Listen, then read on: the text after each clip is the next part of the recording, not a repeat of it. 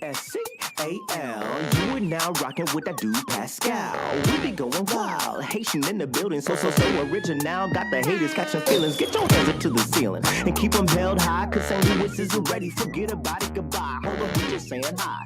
Five somebody, rise up weekdays. Catch us live, somebody, let's go. Good evening, good morning, and good afternoon, everybody. Welcome to the Pascal Show. Hope you guys are doing well out there, enjoying your day. I know, this is 4 times. This is the 4th time being on the show today, but man, there's just stories we got to take care of. There were people, opportunities I was trying to jump on so that we can have some discussions here. And then, of course, there's a story here that you see in the title down below here that I wanted to talk about and bring awareness to, because obviously this is something that definitely needs to be talked about. Okay. So one thing, though, before I get into this here, let me just make sure I tweet this out, because I know that this stuff is pretty crazy.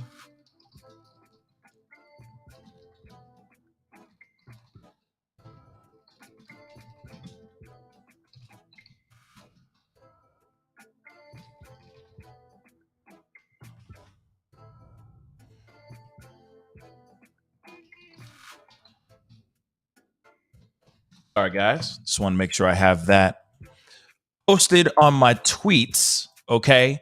On my tweets. All right. So anyway, hope you guys are all doing well out there, enjoying your day, making it positive. But whenever I go more than just 3 times, if I upload something or if I just go live 3 times in a day, the 4th time gets a little bit sticky. And it's hard for people to know that I'm live, especially talking about this particular topic. So hopefully we get a decent turnout of people tuning in. I know not a lot of people are hip to this story, but this is a story / case that I think a lot of us need to know about, especially parents out there that have college students that are running amok, have college students that are out here. We need to have these conversations. And this is odd. This is a very odd, and I hate to say this, but unique case, okay? And we need to talk about it as a family. So we got to get into these things, okay? So hopefully you guys are all doing well.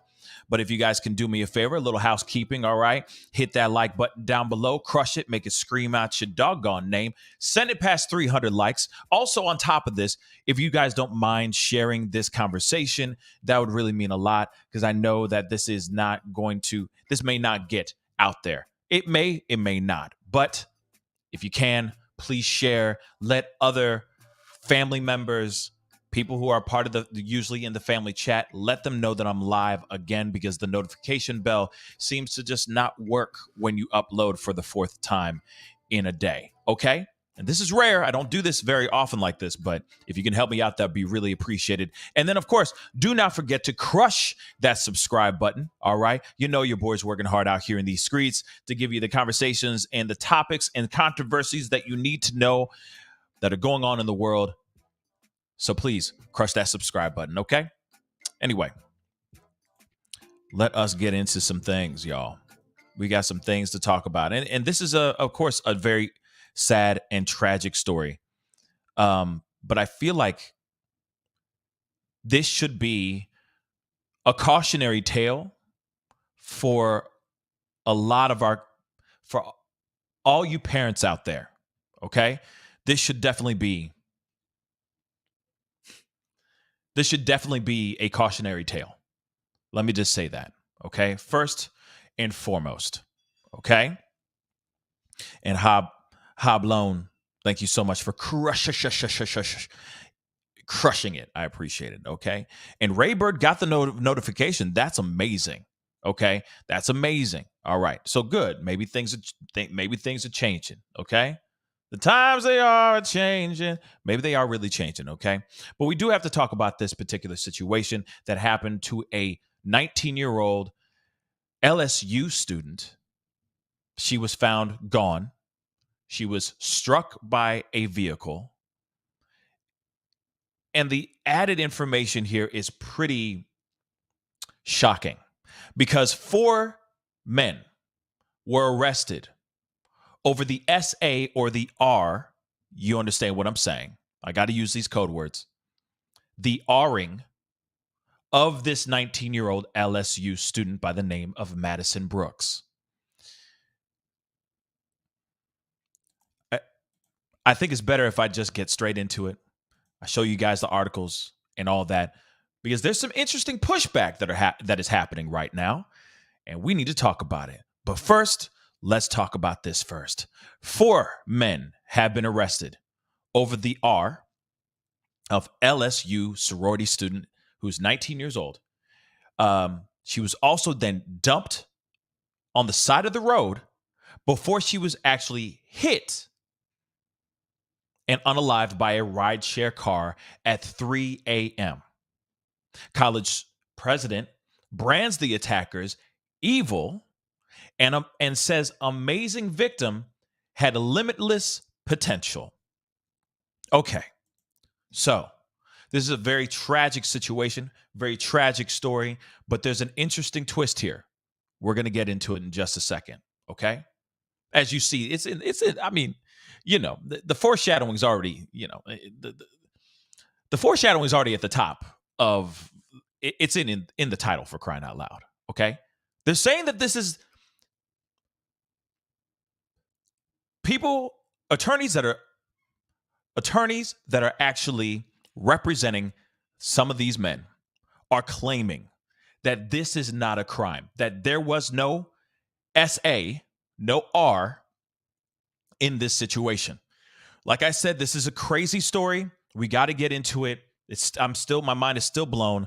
You got to remember, this was a 19-year-old girl that was dumped on the side of the road, first allegedly SA'd, dumped on the side of the road to fend for herself, randomly was tragically struck by a vehicle in the wee hours of the morning, okay, or late hours of the night. And now you have people who are defending, lawyers that are actually defending these 4 men, some of them, saying that this was not a crime. Let me explain.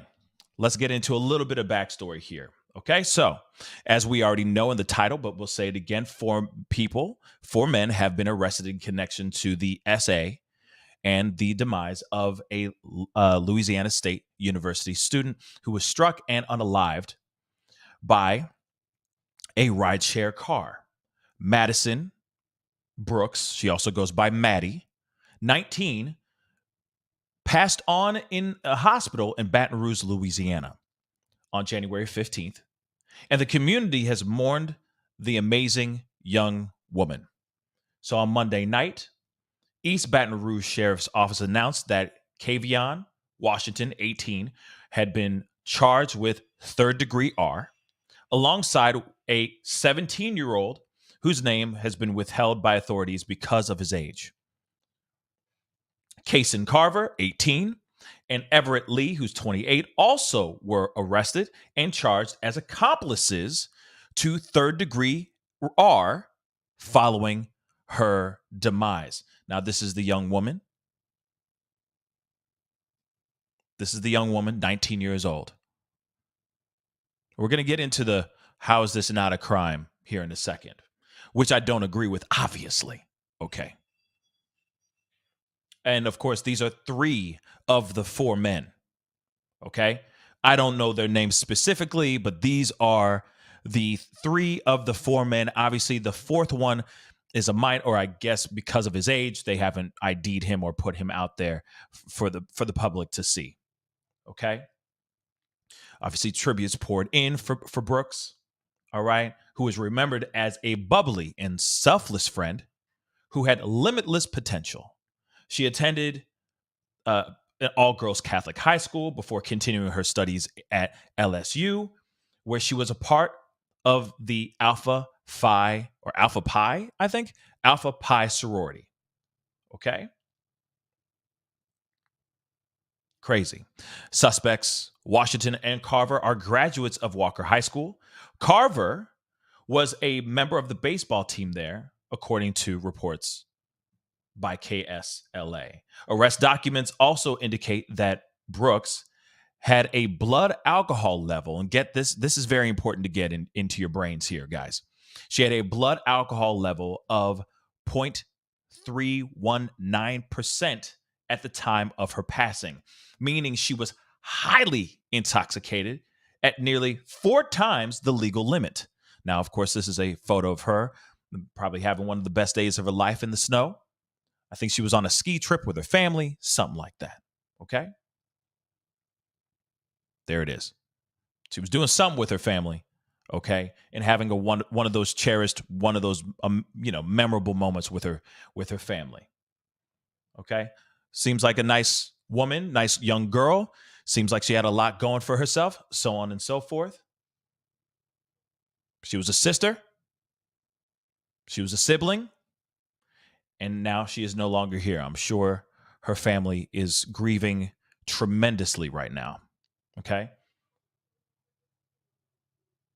So her LSU sorority posted a moving tribute to their sister on Instagram on Monday. They said at 5:30 on January 22nd, we will remember and celebrate the life of our sister Maddie Brooks. Please join our chapter for a candlelight service on the paved space of the LSU Lakes across from the Lod Cook Convention Center. Maddie was a bubbly, loving, and selfless friend. She left an indelible mark on our chapter. We cherish our memories together, and we will never forget her. Our forever friend was also a hero. Maddie donated her heart and kidneys to save others. Now, that's really beautiful. You know, still absolutely devastating to hear, but still saving lives within her passing, which is amazing. We want to thank the entire LSU Greek community for supporting us this week. Okay? So, in court documents seen by the Daily Mail, which is the article I'm reading here, Washington, one of those charged with Brooks' alleged essay, stated he had consensual S encounter. He had a consensual S encounter with her after the group left Reggie's Bar in Tigerland in Baton Rouge following a night of drinking. Mind you, this girl, this young girl, is only 19 years old. And in America, for those of y'all who are watching across the pond and whatnot, in other corners of the world, the legal age to drink is 21. She is way too young to be in a bar getting smashed. Okay? So, underage drinking, let's talk about that number one. Okay? And obviously, it's inevitable. It's college. It is what it is. But at the same time, you got to drink responsibly. Okay? Kiddos out here, you got to be safe and you got to be smart with what you're consuming and how much you're consuming it. Okay? But there's more. Okay? Now, this is the craziest thing, okay, guys, because obviously this is a night of drinking. He says it was consensual, yet I don't want to get ahead of myself. Let's continue. Washington said that he and another teen had relations with Brooks in the backseat of a car while Carver and Lee were in the front seats. Carver also admitted that he and his 3 friends drank at the bar before leaving with Brooks, who was very unstable on her feet and was not able to keep her balance and was unable to speak clearly without slurring her words, the arrest document states. So let me say this really quick. Why would you ever think that that is consensual if she doesn't even know which way is up? Just saying. Okay? That's just absolutely insane to me. Okay? But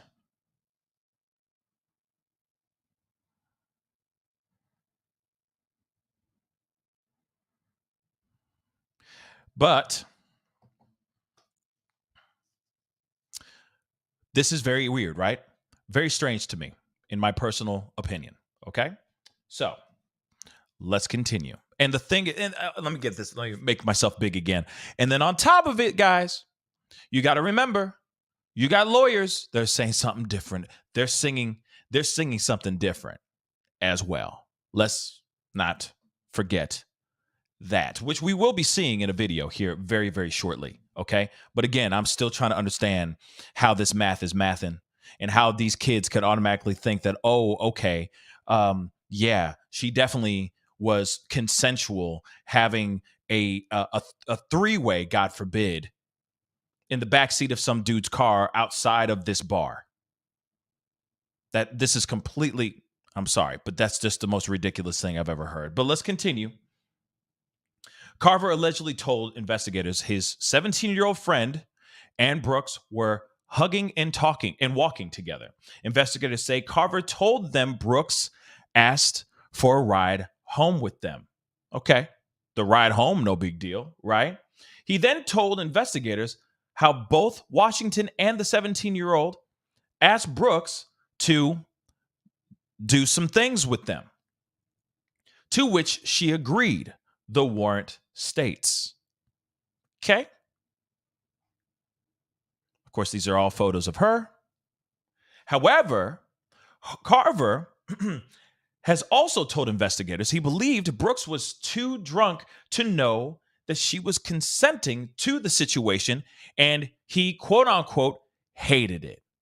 The men claim Brooks then asked to be taken home, but say she gave them a number of different addresses before she got out of the car. Now, still, well, let me get into this. Carver says they later dropped Brooks off in a neighborhood near Burbank Drive. She was unalive shortly afterward when she walked into the middle of the road and was hit by a rideshare vehicle at around 3 a.m. So, and of course, the driver who hit her has not been arrested and is not suspected of being under the influence as well. Now, one thing before we continue here.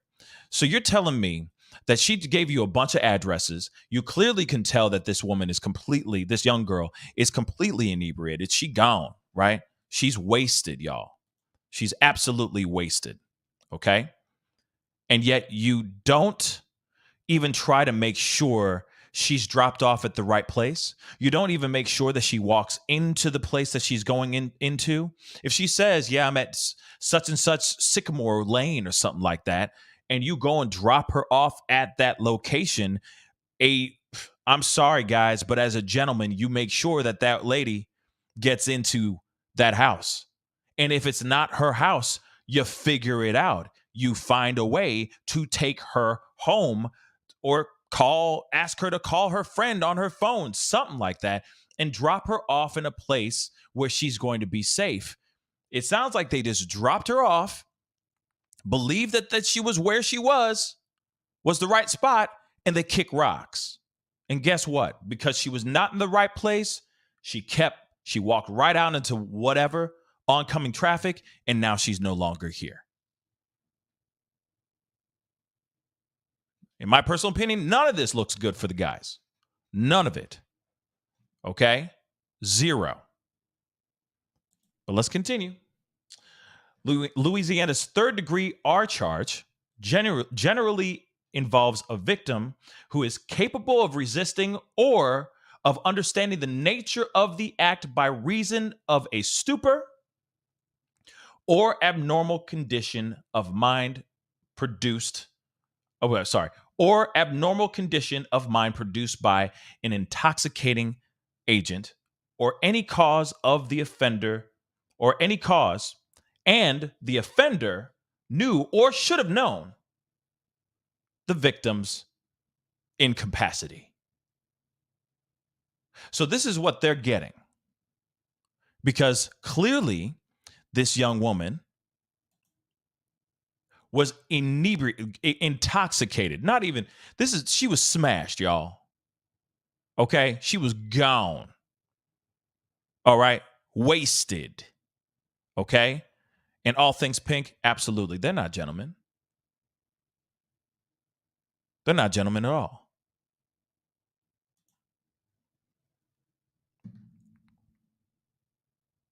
You got to remember this is a 19-year-old girl. But then hold on. I got to go back up to the top here really quick, because you had a 17-year-old guy that was in the act of doing these unthinkable things, right? I just need to go through these one more time. So you got an 18-year-old and a 17-year-old that were also at this bar.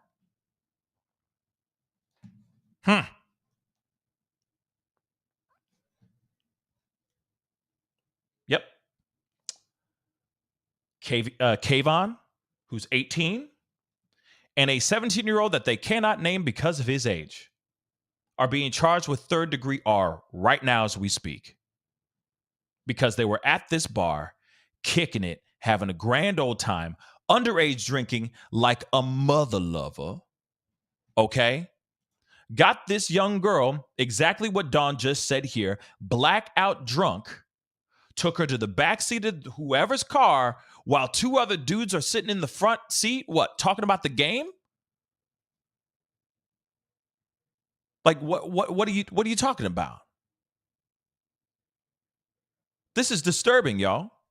And again, this young woman was dropped off at some random place, discarded like she was nothing, and her inebriated self waltzed into the middle of traffic and lost her life. All because these boys didn't take the responsibility of making sure that she was going to get into wherever she was going to go to safely and in one piece. They just dropped her off. Like I said, they discarded her like she was nothing. I'm just trying to get back to that part that I was at. Now, moving into this article more, all right? Maddie was the oldest of three siblings. Her mother, Ashley, who's 43, and her father, Scott, 51, also shared sons, Brady and Aiden, who are several years younger than their sister. But social media photos show the doting parents spending quality time with their children while Maddie was away at college. Now, the LSU president, William Tate, released a statement on Monday, which he hoped some good might come from Brooks' death. Now, he says in a statement, Madison was a daughter, a granddaughter, a sister, a niece, a classmate, and a friend to many of you. By all accounts, she was an amazing young woman with limitless potential. She should not have been taken from us in this way. What happened to her was evil, and our legal system will parcel out justice. Our collective grief and outrage cannot be put into mere words. What can we do? It is time for action. One place to target our attention is the very place where this encounter began. All but one of the suspects involved in this horrific scenario were underage, yet were able to consume alcohol at a bar. And this is exactly one of the pieces that I'm trying to point out. All of them, except for one, were underage, and they were all getting smashed at this particular bar. Okay? So, as such, our action plan starts with a deep and relentless focus on any establishment that profits off our students by providing alcohol to underage individuals. In the coming days, we will call a meeting with these business owners to discuss how the responsibilities directly impact the safety of our students. We will work openly against any business that doesn't join us in efforts towards creating a safer environment for our students. Enough is enough. But maybe he says more here. No, he doesn't. But let's not forget about the fact that she was taken advantage of. Let's not forget the fact that there was an A that happened here, that there was SA that happened here, and that there should be zero tolerance on this type of behavior as well. And that there should be maybe some conversations about that happen in and around college campus. Let's keep it real.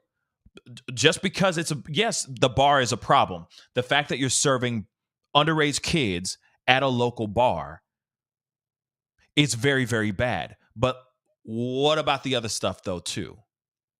The fact that she was taken advantage of, discarded like she was nothing, and was left out in the middle of nowhere where she ends up losing her life. Let's not forget all that stuff, too. And I'm not sitting here saying that all of them were LSU students, but she still was a student at LSU. So that should be a focus as well. I don't see anything in there about this. I see about underage drinking. Sure, that's one problem. That's one out of the many problems you have that go around in that school, for sure. You know for a fact there are plenty of date R's and R's and essays, etc., that happen in and around that college campus every weekend. And yet women and men don't get a chance, don't have a place or an area where they feel that there is some sort of refuge, some salvation, where they can actually speak up and say, this happened to me. So that should also be in there too. Not only just like, we're going to go around to these bars and we're going to put our foot down for underage drinking. Yeah, sure. But is that really helping the situation? Or are you putting a Band-Aid on a bullet wound?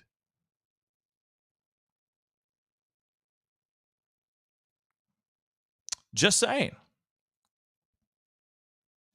It's a little bit weird to me.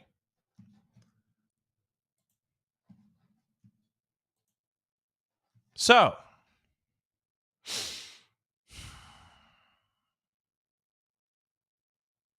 sorry, I'm just reading some of your comments.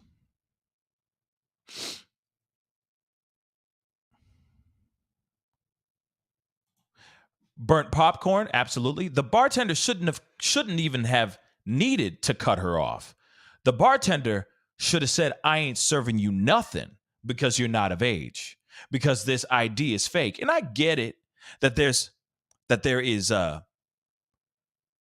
IDs out there that are really good. Like, it's hard for you to believe. It's hard to pick out, to find where it's fake and what's real and all that stuff. And nowadays, you know how it is. The older you get, the younger everybody seems. And say that person really is 21, but they look like they're 14 years old. I mean, that really is what happens. As you get older, you look at these kids and you're like, there ain't no way you're 22. And it's like, no, he really is 22, right?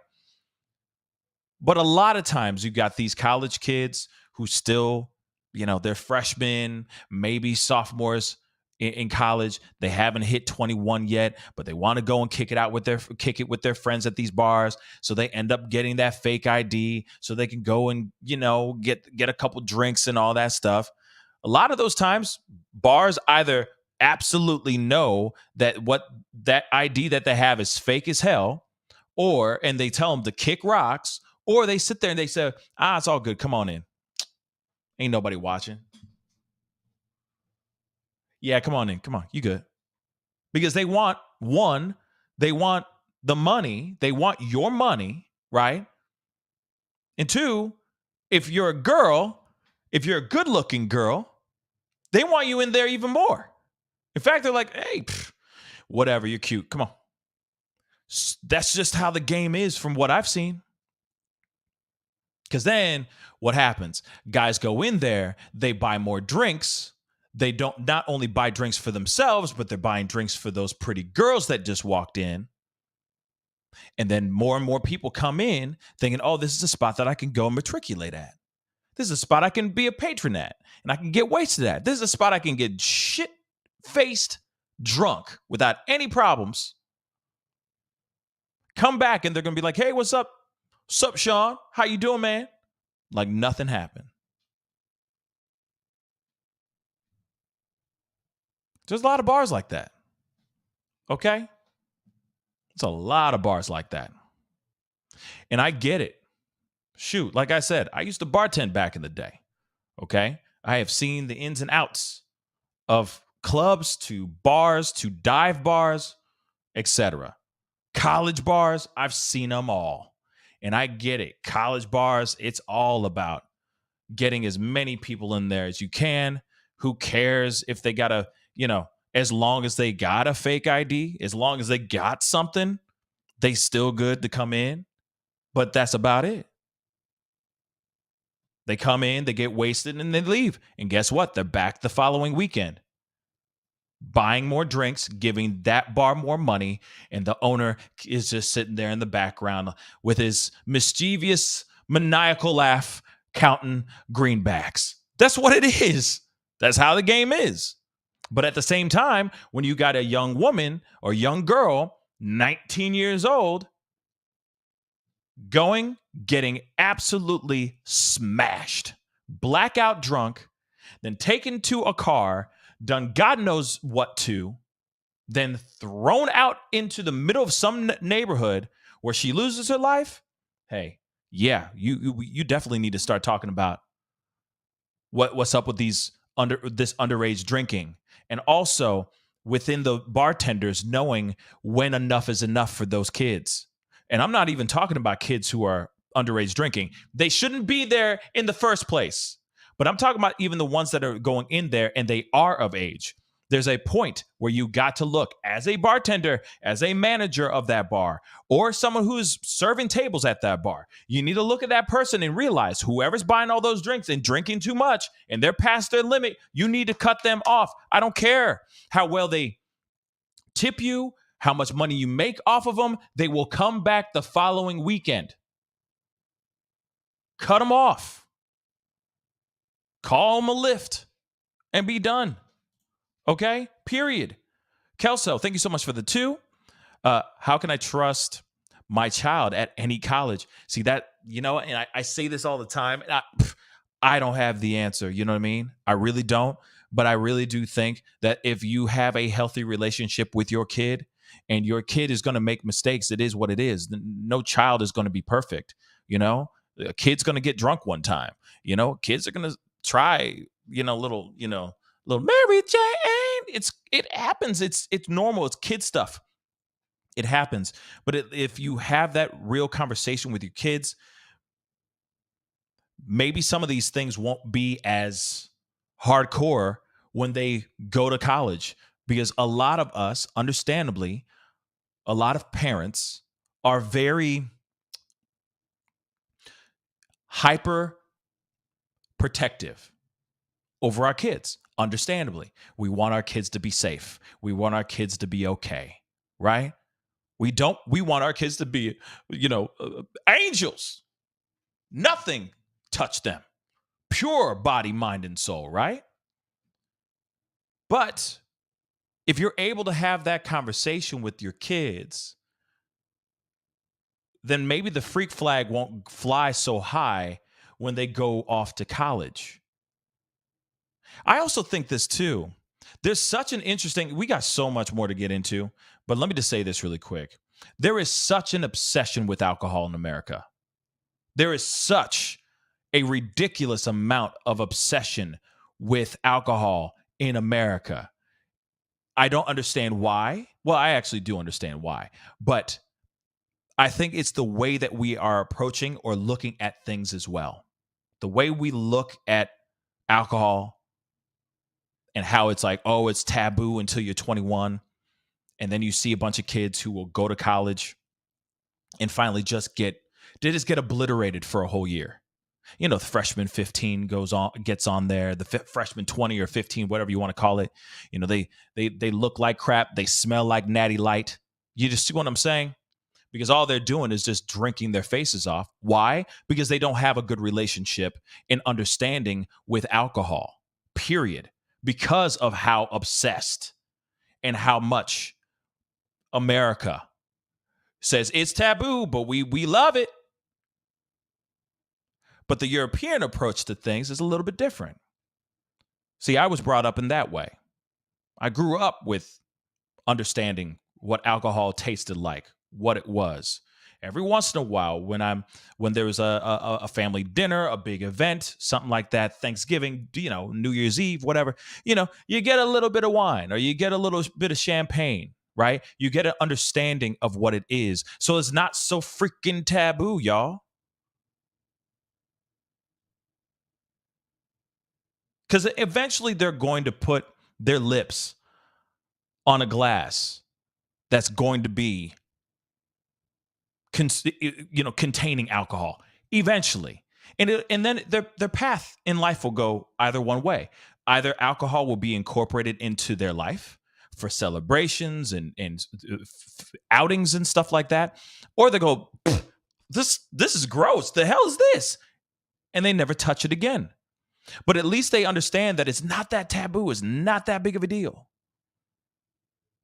And try to respect the alcohol rather than look at it as like this toy, this shiny red car that you're just going to ride till the wheels fall off. Nah. I feel like we need to look at how we as Americans, just talking about America, okay, look at alcohol in general. It is glorified. It is lifted onto a pedestal. There are events almost every single month where it is literally like binge drinking holiday, right? That's just how America is. And it's ridiculous. And if we're able to raise our children to have that understanding a little bit better, have a stronger relationship with it, or an understanding, not a relationship, but an understanding of it, then maybe when they hit college, it's all right. Yeah, I'll sip a beer. Yeah, I'll have a shot and a beer. No big deal. Not, yeah, I'm going to party my face off until I can't even walk. And then I'm hungover for 3 days.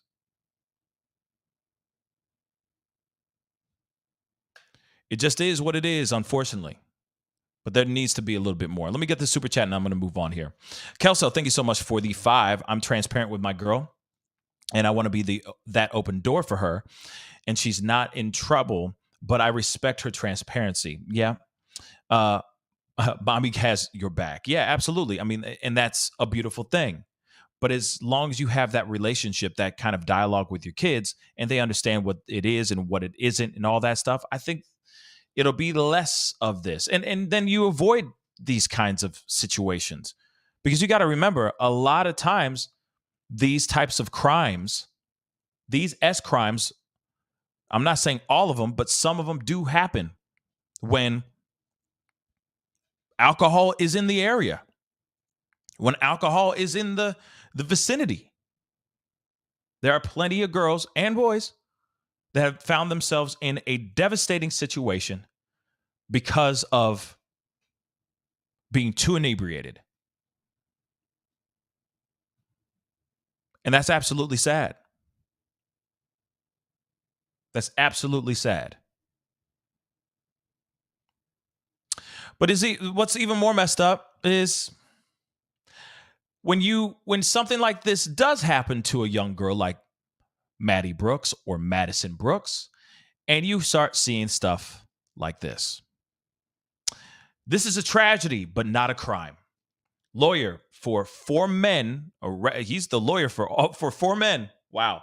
Arrested over the R of drunk LSU sorority student. Says there's a video now that proves they didn't SA her before she was struck by a car.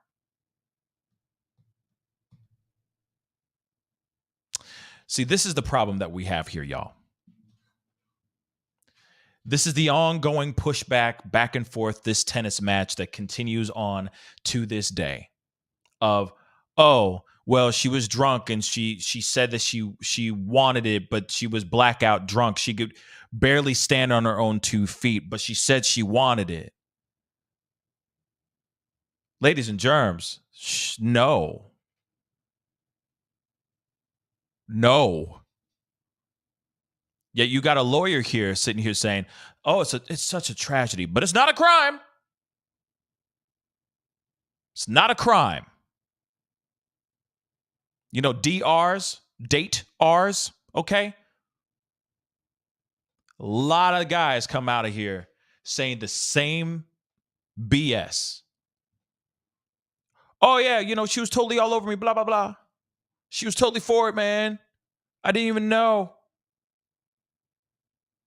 She seemed like she was totally into it.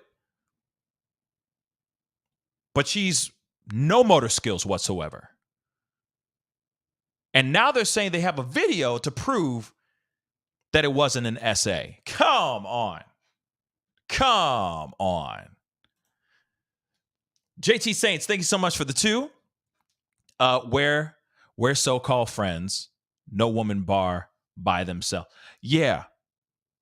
Where are her so-called friends? Right? Where were her sorority sisters? Where were her besties at?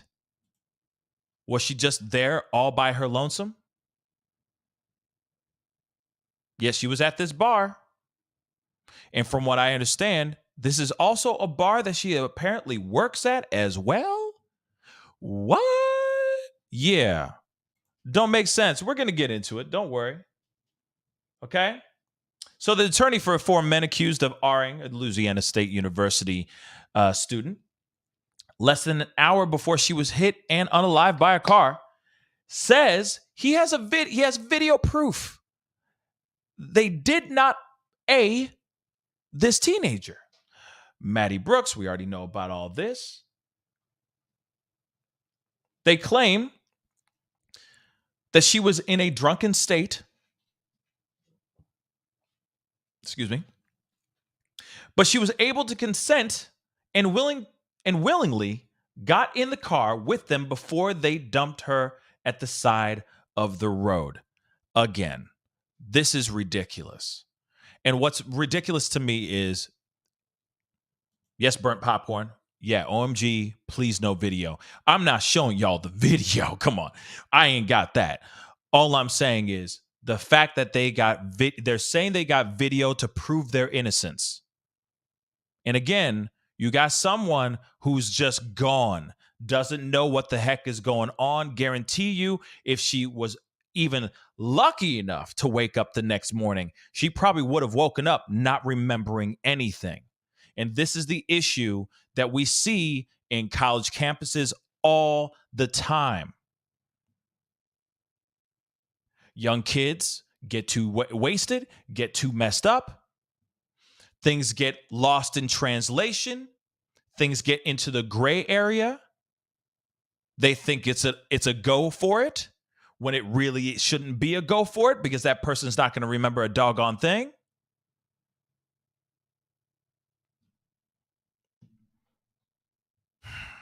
So sad. Kelso, thank you for the awareness on this issue. Respect. No problem, Kelso. And thank you so much for the $2 super chat. I'm sorry. Thank you so much. Okay.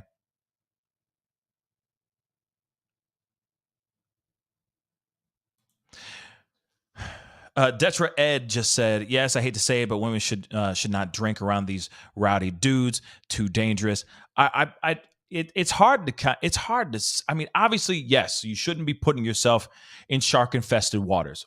Real talk. You shouldn't be slathering yourself up in blood and then just jumping into shark-infested waters. You shouldn't be doing that. No one should be doing that, period. Okay? But I feel like no matter what, it could have been a guy out here at a bar, not saying that bar particularly, but say a bar and going out getting super smashed, whether he is of age or under the legal age, okay, underage drinking.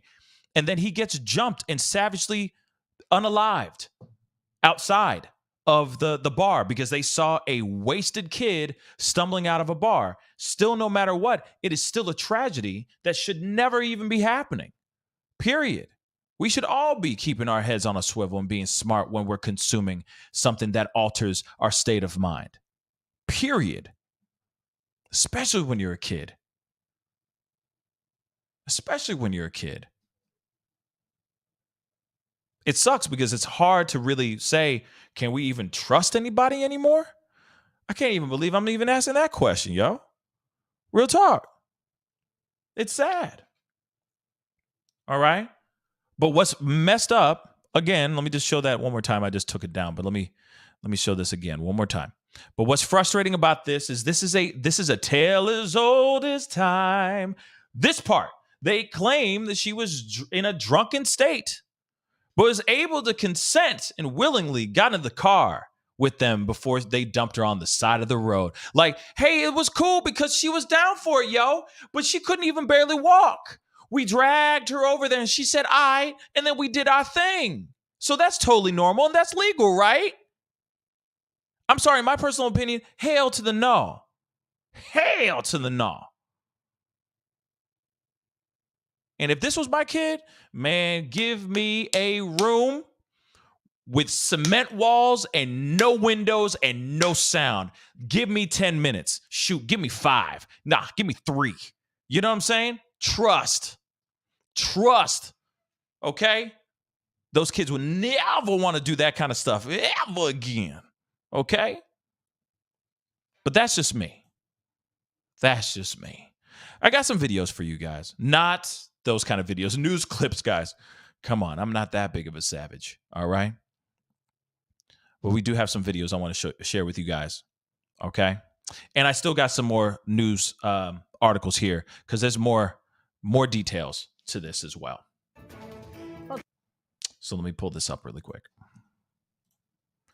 And if you haven't done it yet, please hit that like button down below. It would really, really mean a lot. It would help get this story out there for other people to watch and check out, because this is not a hugely popular story, okay? But I do think that this is a very important conversation. Nonetheless, we are having people out here of all ages, not only just underage kids under the legal drinking age out here drinking, but it's also there are people out here that are getting SA'd in all age demographics, okay? And what's wild to me is that they got attorneys trying to make it seem like, oh, this is absolutely 110% consensual. I beg to differ on this. And also, please, hit that like button. Don't forget to hit that subscribe button as well. You know your boy's working hard out here in these streets. Hit the number 1 as well. Let me know you guys can hear this. Let's rock and roll. Tonight, investigators say a young woman from Covington killed after being hit by a car was sexually assaulted before she died. Thanks for joining us, everyone. I'm Sharice Gibson. And I'm Devin Bartolotta. For the last week, Baton Rouge police have been investigating how Madison Brooks ended up in the middle of a roadway at 3 in the morning. Tonight, they say 4 young men left her there, but their lawyers are denying the allegations. Eleanor Tabone is live for us in Baton Rouge with this very, very just tragic story. Eleanor, we learned a lot about this case tonight. What can you tell us? Devin and Sharice, what we know right now is a 17-year-old, 2 18-year-olds, and a 28-year-old have all been charged with raping 19-year-old Maddie Brooks. And that's before she was hit by a car and then killed. According to police affidavit, Brooks was at Reggie's bar at Tigerland when she met up with the 4 men. Investigators say that surveillance video shows Brooks getting into the car with them. It's then alleged 2 of the men in the car, the 17-year-old and Kavion Washington, both had sex with her. They then dropped her off near the Pelican Lake subdivision off Burbank Drive. She was then killed a short time later after she wandered into the middle of the road. 2 of the suspects' lawyer, Ronald Haley, says his clients, Kavion Washington and Lee Everett, are innocent. He says a video taken by one of the suspects shows Brooks understood what she was doing at the time. Police records show she had a blood alcohol reading of 0.319%. That's nearly 4 times the legal limit. But according to Louisiana law, someone that's intoxicated cannot give consent. We asked Haley about his client's actions. This is what he had to say. Take a listen.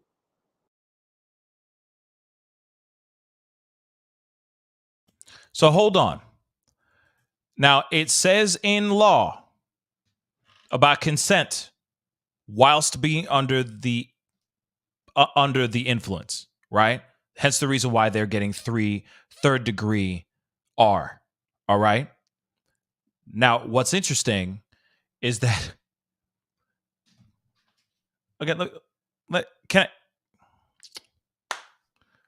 I don't know how to explain this or say this because I ain't trying to be like this some sort of savage here. And I ain't trying to be mean or nothing. But let's be real here. She's inebriated. She probably doesn't even know what she's doing. but she knows what she's doing. Does that make sense? She may be on autopilot, whatever. They say in this, and I'm going to play more, but they say that she was saying things and doing things, making it seem like it was like that she was all for it. But that could have been her brain on just complete autopilot. Completely out of it, not even there at all. Completely different person. And I think you guys get what I'm saying, right? But that doesn't automatically mean that that is full on 110% consent. This woman was absolutely inebriated. She was heavily under the influence. That's the reason why there's third degree R here. So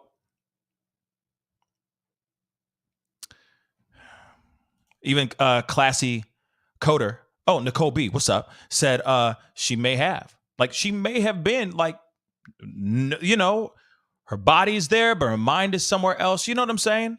And maybe she's saying things that sound like she's into it, but she's maybe not. Completely gone. Inebriated and gone. Right?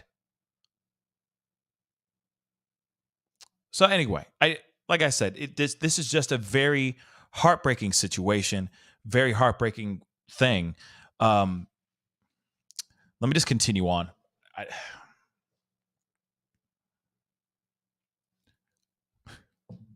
When there's too much going on, just drop them off at home, y'all. Okay? Dag nab, this is just disturbing. They didn't rape her.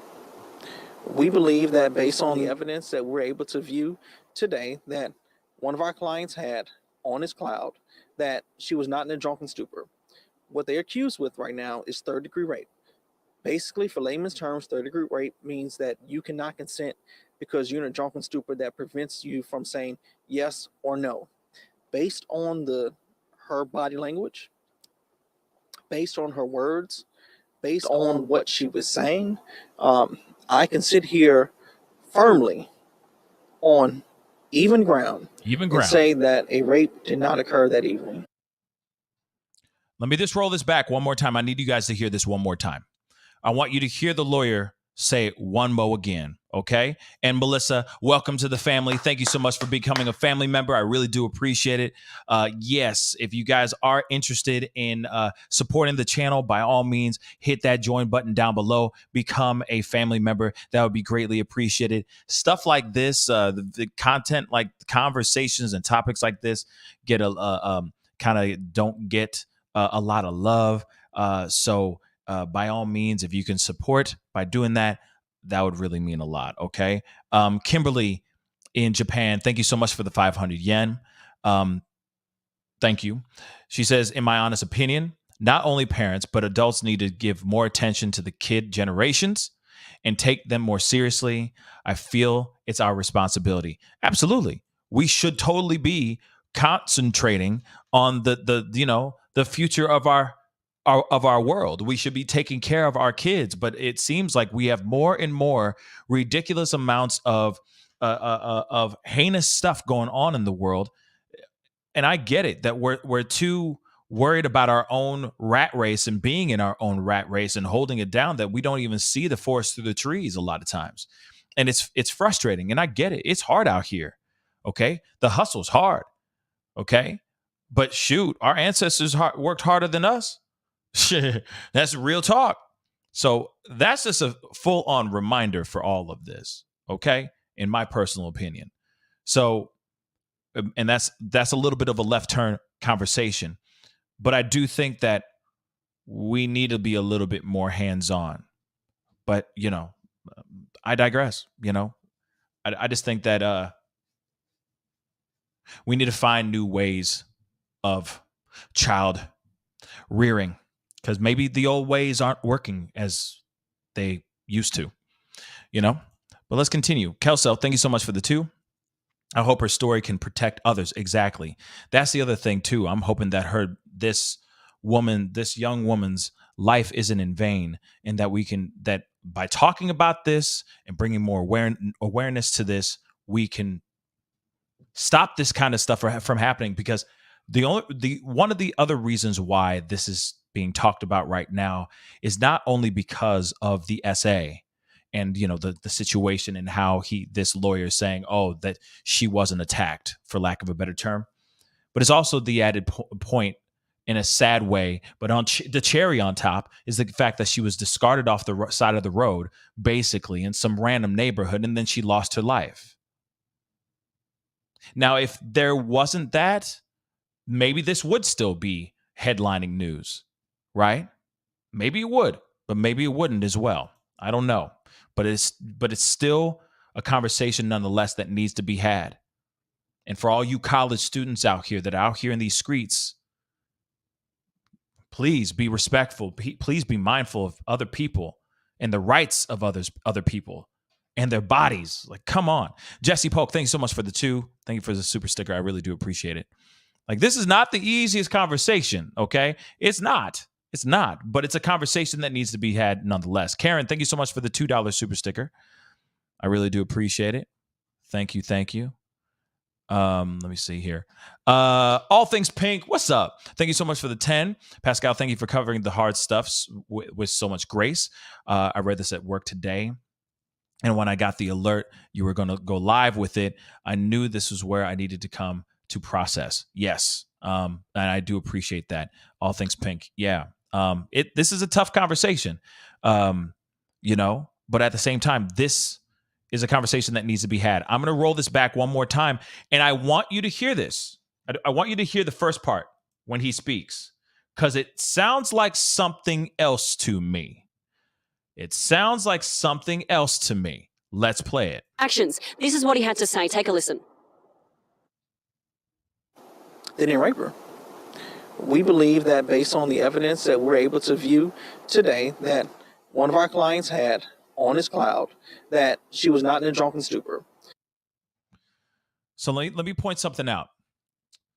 Somebody recorded this on their phone, maybe probably deleted it, but it was still up in the cloud. So they were still able to pull out that video and see the video. Remember, there were 2 other dudes in that car. And I even said it earlier. What were they doing? Sitting there just talking about sports, rolling a spliff, just chilling in the cut? What were they doing? Could it possibly have been a situation where they were filming it? They were getting content in a way. Like, this is doggone their own P-Hub session. Filming some, you know what I'm saying, okay? So they filmed something, and in the video, he's saying from what he saw was consensual, that she was all for it. You sure about that? Interesting, right? Now, something that I at least know, that in the game of P-Hub, okay, or in the game of adult content, spicy videos, let's just say that, okay? In the game of spicy videos, even those guys have to go on camera and say, I am completely sober. Here's my ID. I am of age, so on and so forth. There's so much stuff they have to do to prove that they are not being held or being put in this scene against their will. Now you got a video on a phone that shows her into it, let's just say she says she's into it in the video. That doesn't mean that it's still consensual. It doesn't mean that. This is somebody who is obviously extremely inebriated, gone, didn't even know what was going on. But now I see this lawyer trying to spin it and go, oh no, that didn't happen. At least in this video, it shows otherwise. That's just because you have maybe a 15-second video or a 2-minute, 5-minute long video does not automatically mean that it was consensual from the very beginning to the very end. That's just what I got to say about that. I mean, I could be absolutely 110% wrong. Obviously, I'm not a lawyer, but this is just how I feel about this situation. All right. But and this is just ridiculous to put this all on her and say, oh, no, she was down for it. She got everything she deserved. She got everything she asked for. That's BS to me, y'all. That's BS. But let's hear the rest of his burnt spaghetti hair looking ass. Anyway. What they're accused with right now is third-degree rape.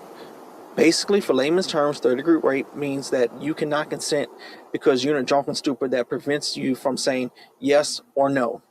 Based on her body language, based on her words, based on what she was saying, I can sit here firmly on even ground and say that a rape did not occur that evening.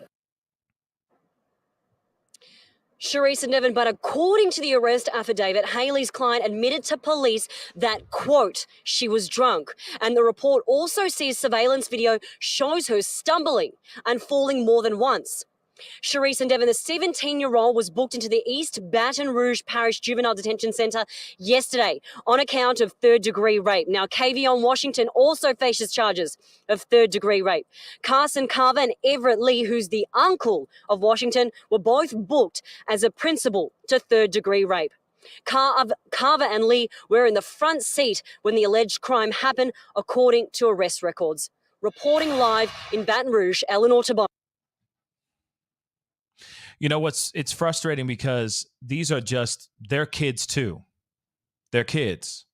And you got another kid, she's 19, sitting there going, like, getting absolutely smashed. Okay? Getting blackout drunk. And these guys took full advantage of the situation. Okay? We have all seen that person at the bar, okay? That's had a little one too many, right? And it could be out of nowhere, right? Maybe they slipped something in her drink. And maybe they didn't. Maybe somebody else did. God knows what's going on here. But it does make you wonder what's the toxicology report? Aside from her blood alcohol levels, what else could have been in her system? Because sometimes you're out here, you're maybe straight-laced person, you ain't about no BS. You take care of yourself, so on and so forth. But maybe you have a couple shots, and all of a sudden you got the lampshade on your head and you're dancing on the bar. Those things do happen. Very unthinkable, random acts that you do that you don't even remember. You went on autopilot. I call it autopilot. When you just literally your brain's there, but hey, you coasting. Your body is coasting. Okay? Straight up coasting. Now, there is a possibility of that where maybe she was really gone. And maybe she said some things that got those guys excited. And then next thing you know, they're all wasted, doing some freaky deaky stuff, filming that stuff in the back of a car. But at the end of the day, you have somebody who can barely walk, can barely move.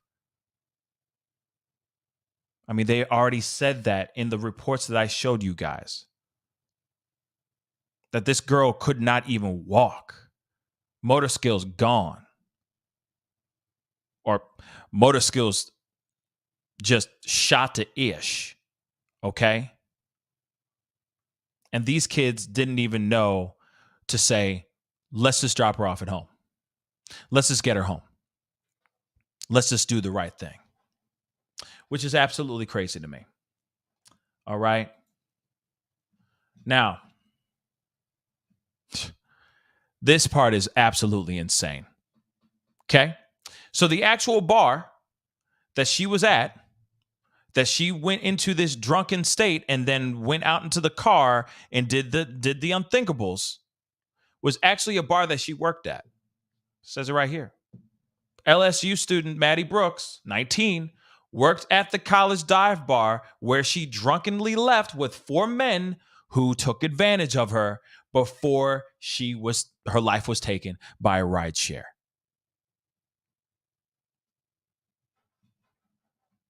That's true. Look at that. in black and white. Jacqueline Anderson, thank you so much for the $10 super sticker. I really do appreciate it. Thank you. This is insane. Insane.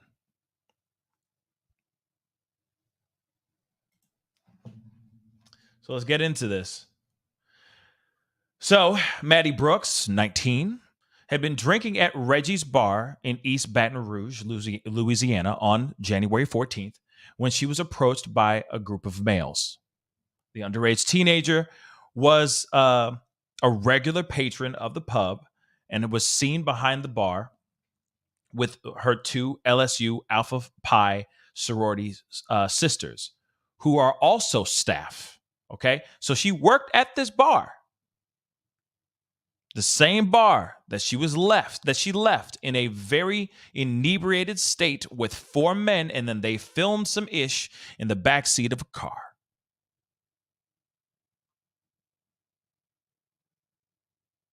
So she was also seen behind the bar with some of her sorority sisters, who were also staff, in pictures on social media, which referred to her as a worker.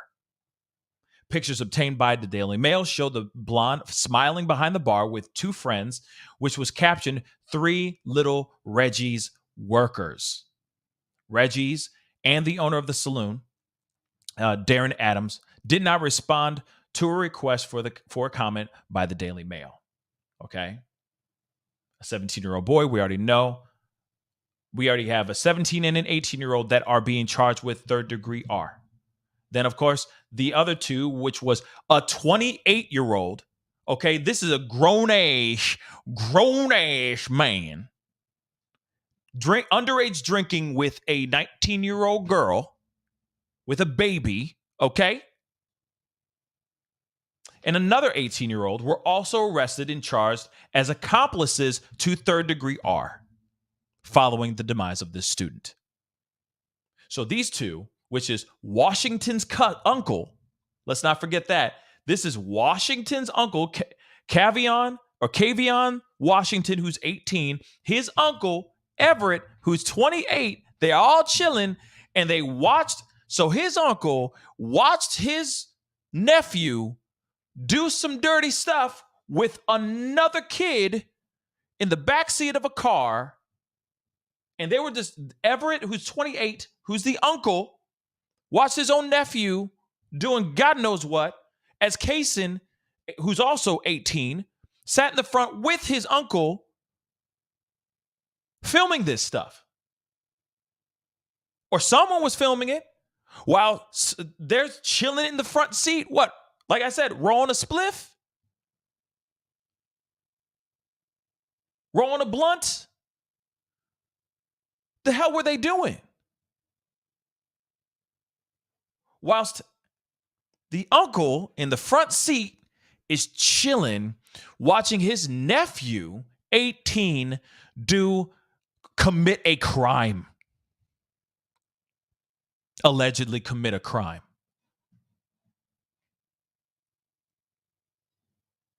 Yikes. I'm just saying, y'all. I'm sorry. I'm telling you what I read here.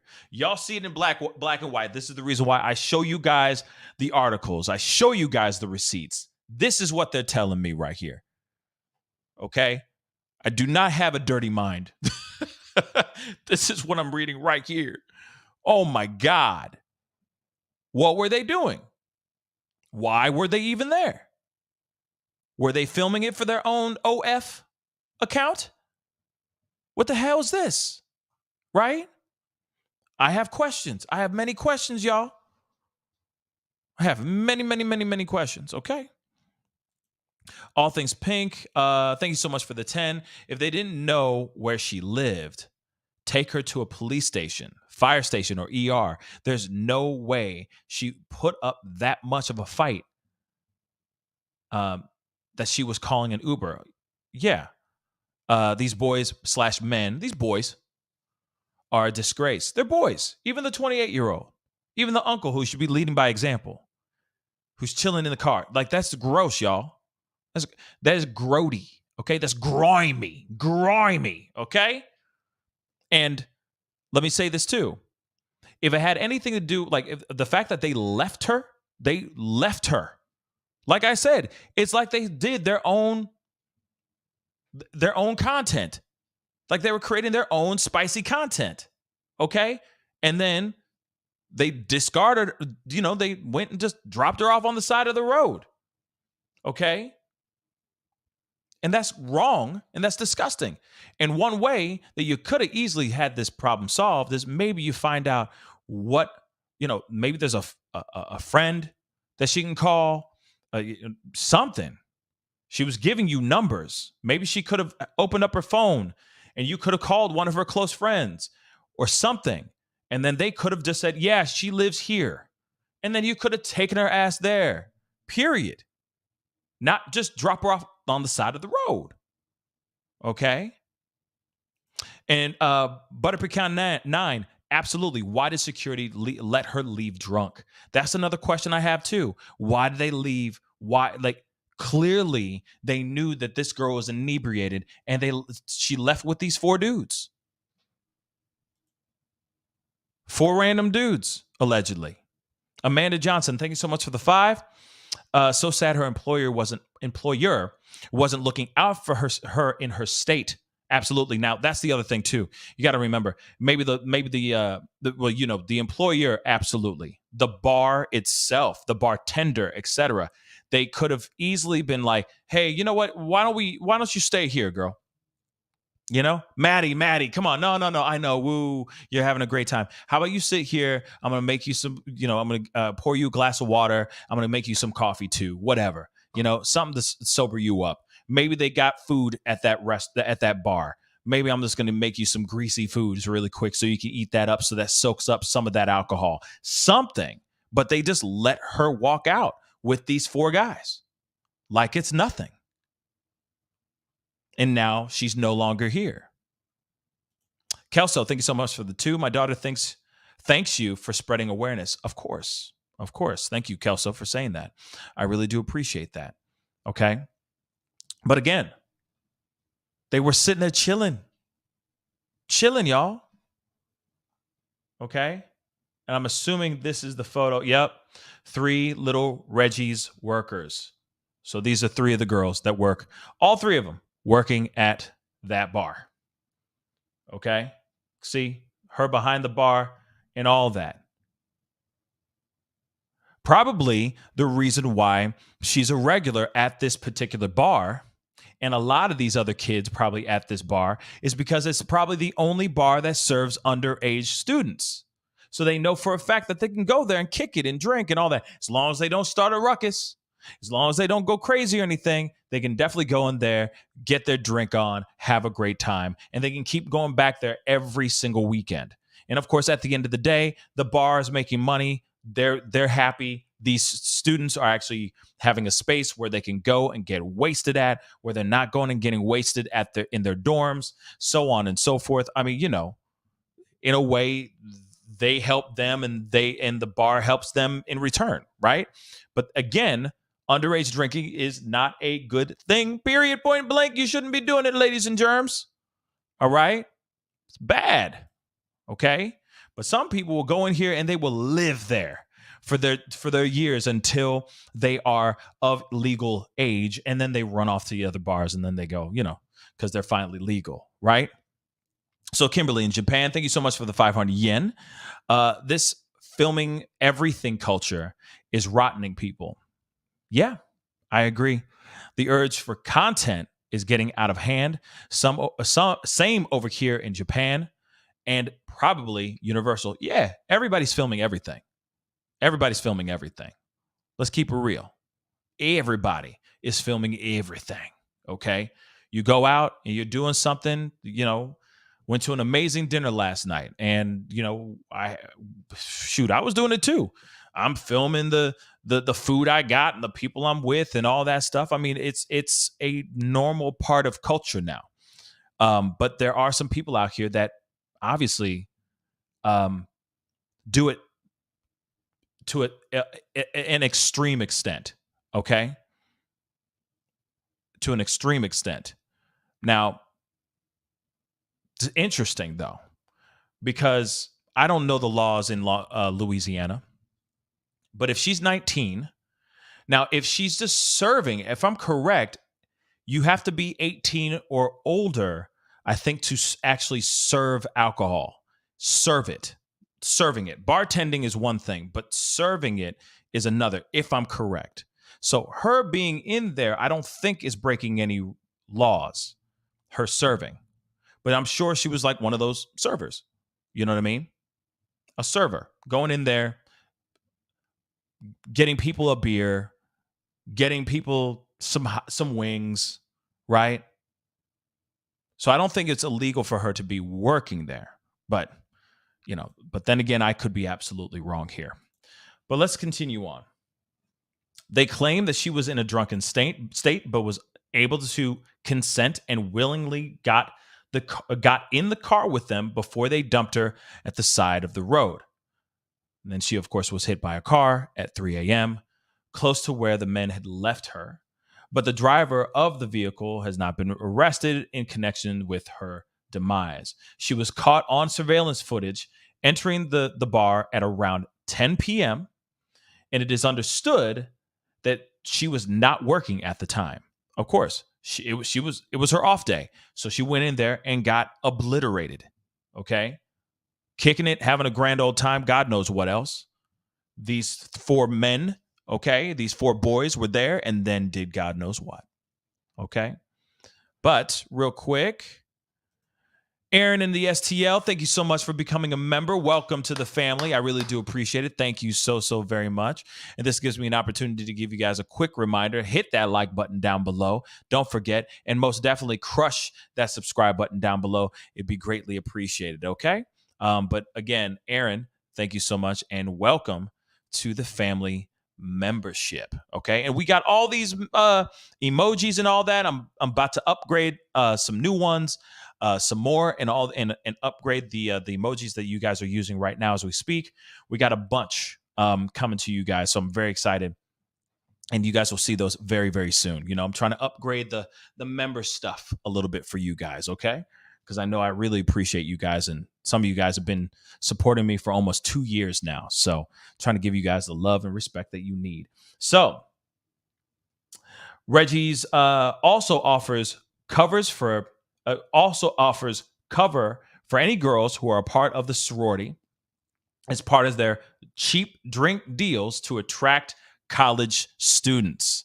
Again, the bar has since had its license suspended, which I have a video for that too. Since has had their license suspended after police launched a probe into the essay on Maddie, with several other incidents happening in and around the bar. Interesting. And an attorney for the bar, Chris Parrott, confirmed in a statement that they are cooperating with authorities. I mean, as you can see here, hold on, let me get this really quick. Boom, boom, boom. Amanda Johnson, thank you so much for becoming a member. Welcome to the family. Thank you so very much. All right. Thank you so very much. But as you can see here, Reggie's Bar, January 15th, 1:49 a.m. Maddie is seen stumbling before getting into a car.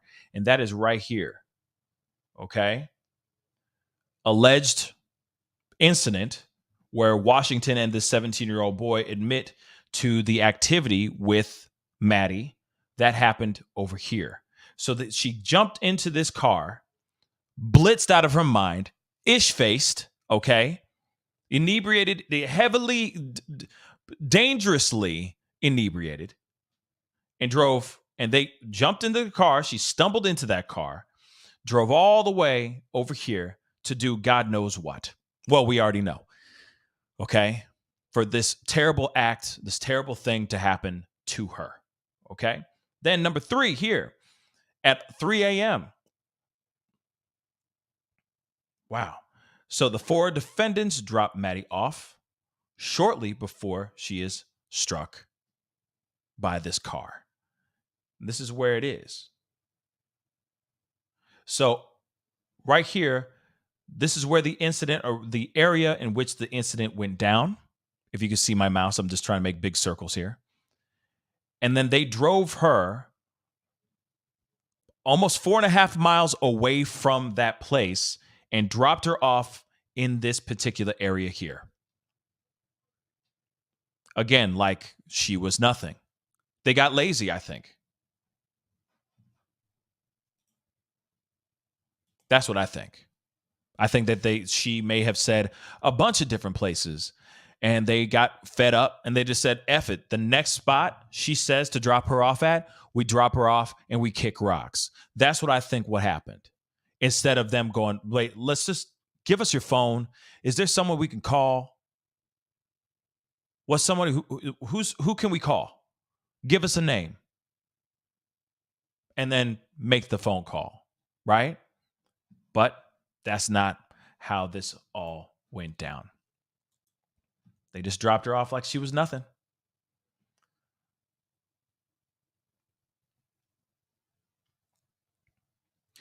Now, of course, there's other incidents that happened at Reggie's bar, like the body of a man was found behind Reggie's bar suffering from a GSW, a gunshot wound in May of last year.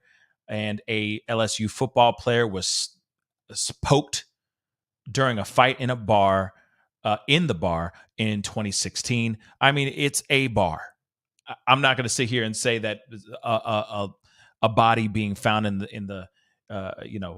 being found behind the bar is normal, or someone getting poked in the bar is normal, but crazy things happen. Okay. Crazy things have happened. Okay. So, welcome to bars. People are insane. People do very insane things. Now, I'm going to play this video for you guys as well.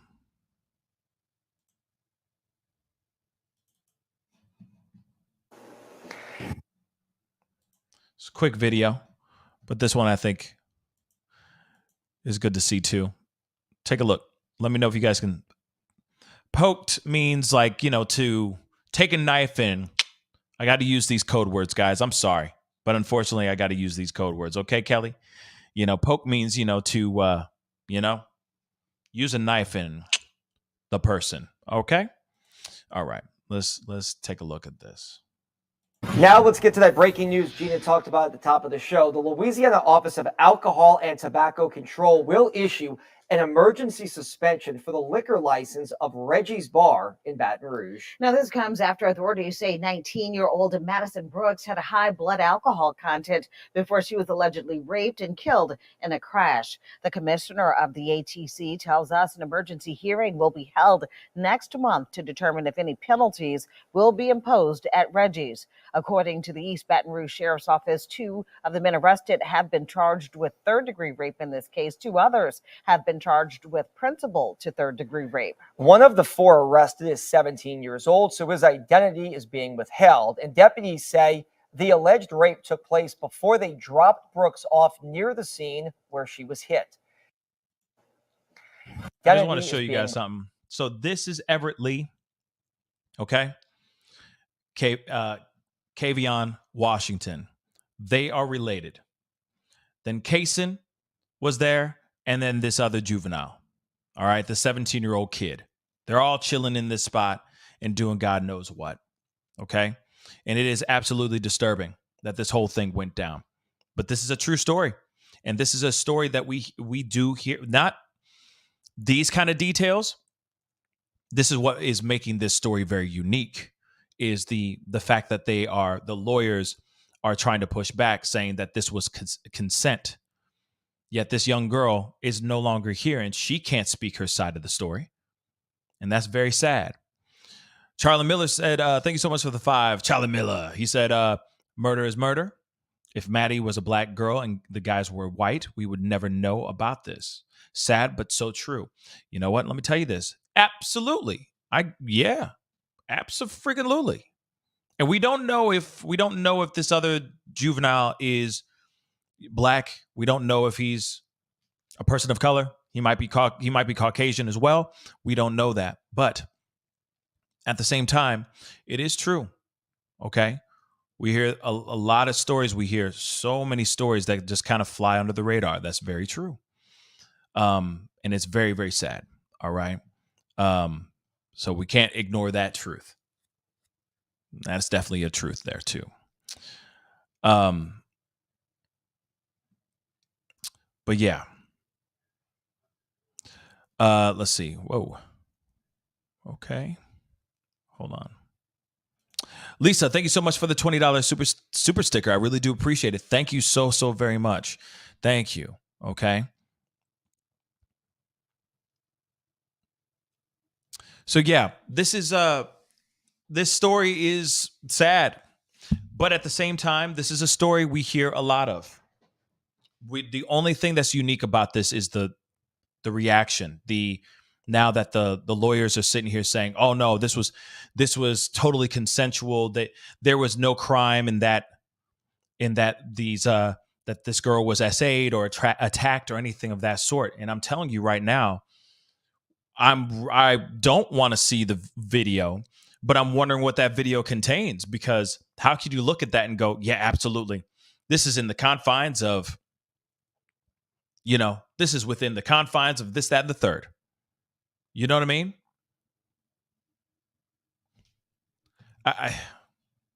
I think when it comes to things like this, it can be very, very, it wavers in and out.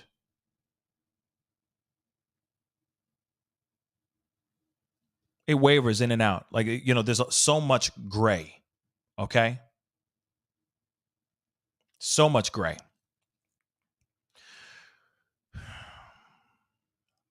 But when it comes to something like this is where young men and women find themselves in a lot of trouble.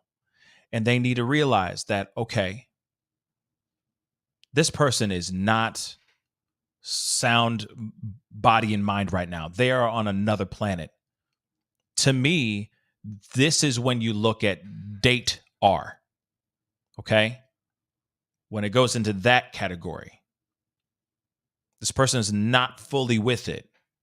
And you're just sitting there taking full advantage of this person not fully thinking straight.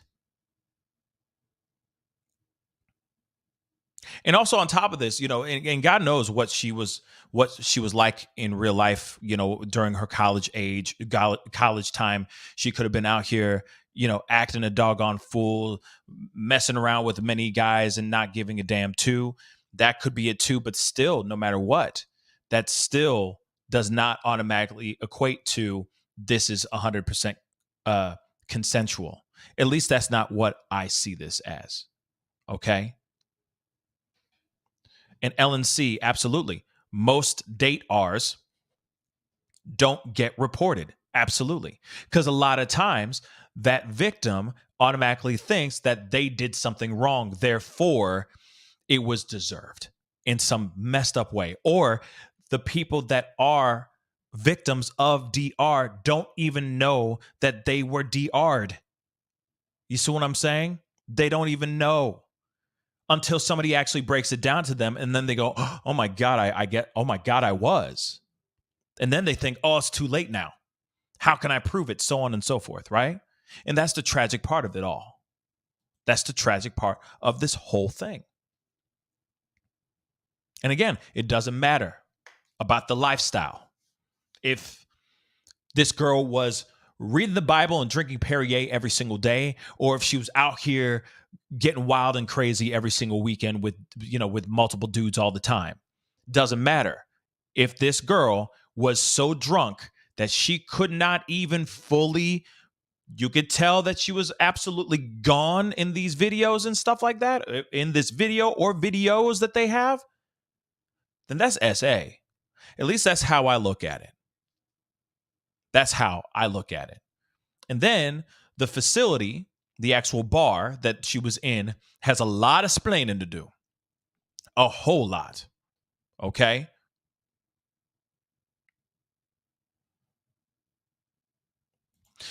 My purpose is purposely on purpose.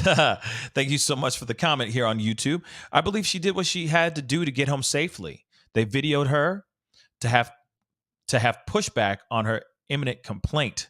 But they deleted it after she was found. That could be it too. She may have been, more than just it being third degree. This could be a full-on R. It really could have been. And then they just filmed the whole doggone thing. It could be that too. And she maybe felt unsafe. She didn't feel safe being there, so on and so forth. So she may have done whatever she needed to do so that she can get the hell out of that situation. That could be it too. But that's speculation land, y'all. That is speculation warning, okay? Because we don't know the full story. The only people that really do know the story are those 4 guys. Those are the only 4 that know what really went down. That's all we know.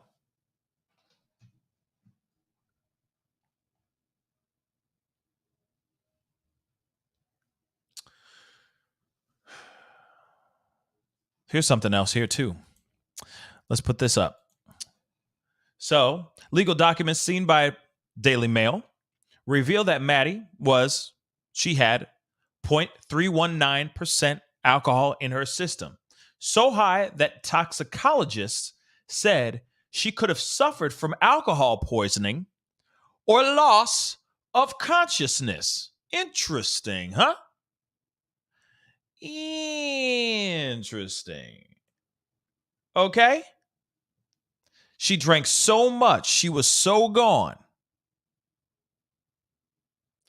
that she could have suffered from alcohol poisoning or loss of consciousness. Yet they're trying to say that this young girl was totally sound body, mind, and was ready for this action. That's disturbing, y'all. An autopsy also revealed that there was traces of THC or cannabis in her system at the time she passed. Imagine being that wasted and then you try to smoke. Yo. Man, I have seen people absolutely inebriated and then just hit a hookah pen and they're just blitzed. They're just gone. Or they have no motor skills. And I'm not talking about like one of those hookah pens that got a little THC in it. I'm just talking about a regular one that just has tobacco stuff. I've seen people just go blackout, just gone. So imagine somebody smoking something, a little bit of that devil's lettuce, right? And they're already inebriated. Man, you know what I'm saying? You know exactly what I'm talking about. We've all seen that one person do a little bit too much and then they're just gone. They're asleep, just gone. Don't move them. Don't talk to them. Leave a bucket next to them and a bag of Doritos and just say, go with God. Okay? Real talk. So God only knows how gone she really was, given the fact that she had other things in her system at that time. Butter Pecan just said, yeah, smoking will enhance alcohol because I've been there. Absolutely. Okay. Rachel Hope, thank you so much for the comment. I agree 100%, Pascal, about the tobacco, or only when you're an adult. It takes away the draw of it. Having open conversations. MJ? Oh, marijuana. And liquor, I personally hate alcohol. Open conversations, I guess you're saying open conversations about like marijuana and liquor. And then I personally hate alcohol. Yeah, I get it. I definitely get what you're saying on that. Okay. And hey, teach their own. We all have that one thing that we like to do to relax and enjoy a time, or for celebrations and celebratory moments, you grab a glass of wine or you roll a blunt or you smoke a bowl. It could be anything, but obviously do it within moderation, kiddos. Okay, within moderation. All right. So, but that's very interesting as well. And of course, Reggie's is looking at possibly losing their liquor license, so that bar is going to be done. It's going to be a wrap, son. Especially after this, and if it's notoriously known for being an underage bar, it's a wrap. It's officially over for them. Absolutely. And it should be, because I don't understand why any bar would ever let any underage person, especially if they know that person is underage, walk out with 4 randos. Why? You just never do that. You just don't do that. Okay? Kelly Bruner said, I love a crock pot. So do I. They're fire. I'm not going to lie. You can set it and forget it, right? You can set it and forget it. Again, Kelly Bruner, thank you so much for the 20. I didn't know if I'd said that. So thank you so much for the $20 super sticker. I really do appreciate it. And we got a couple other super chats here. And I may open up the phone lines. I may. Hold on one second. Missed Siren, what's up? Thank you so much for the 2. Can't talk being an SA victim. Pain runs deep. Well, I appreciate you telling us that, and thank you so much for being so strong, obviously. And I can only imagine these kind of conversations. I can only imagine. But thank you so much for letting us know about that. And yeah, this is frustrating because there are a lot of other women and men out here that are victims, that this is the reason why they get scared to talk about it. It's titles. It's BS titles, like the one that's underneath the video right now. It's titles like, I'm trying to get the one that I had earlier. It's titles like this one here, where they sit here and say, oh yeah, oh, absolute tragedy, but it's not a crime. See, this is the thing. Then you have young men and women that don't want to step forward and speak out because they're worried about this kind of pushback. Then they suddenly feel like they're not being believed. They're being ostracized. They're being looked at in some sort of way, humiliated, if not, victim shamed, for speaking out about something that happened to them. And this woman, what's so sad about this is this young girl, this young college student is not here to speak on her behalf, to defend herself, to say that these guys did these things to her. She is no longer here. And I think their attorney is taking full advantage over that situation, given the fact that she is not here to speak on her behalf. The only thing they got is a video. And in that video, they're saying, oh, it wasn't SA because because she said some things in a video? I'm not with it. I'm not with it. I am not with it at all. But I'm going to open up the phone lines. They're not open yet. Hold on. Before you start calling me or anything. I wanted to put the phone line out first. That's number 1. Number 2, real quick. I'm only going to be opening up the phone lines for a little bit, so not for a long time. So please be sure to make your comments short and sweet, please. Okay, short and sweet. Love to hear some new voices. Okay, I'm going to keep saying that till I'm blue in the face. All right, and we're going to get into this conversation. But before I open up the phone lines, real quick, Sita, what up, man? Thank you so much for the 5. Sita Jones on TikTok. Go and check out his TikToks, guys. Everyone responsible for any action taken that night should be charged. My video on this has over 300,000K. Wow, that's what's up. And people are victim blaming so much, shaking my head. See, but that's the problem, Sita. That's the bloody problem. As soon as somebody speaks up and says, this certain thing happened to me, or this certain thing happened to this person, there's automatically some sort of BS pushback trying to make it seem like, oh, they're the devil for speaking up about something that obviously was 110%, at least in my opinion, a freaking crime. This is a crime that was committed. And I get it. It's the, we look at this whole world that we live in and all that, and you throw the manosphere BS in here, and the things between men and women and things being lost in translation and all that BS. I get it. I get that 110%. Okay, but at the same time, you can't deny that if there was someone, I'm just saying, you be the parent, you be this girl, you be the parents of this girl, you be the girl for 1 second, and you're in this situation, and you are gone out of your mind. You telling me that you can wake up tomorrow and say that was 100% consensual? I guarantee you it's not. I guarantee you it's not.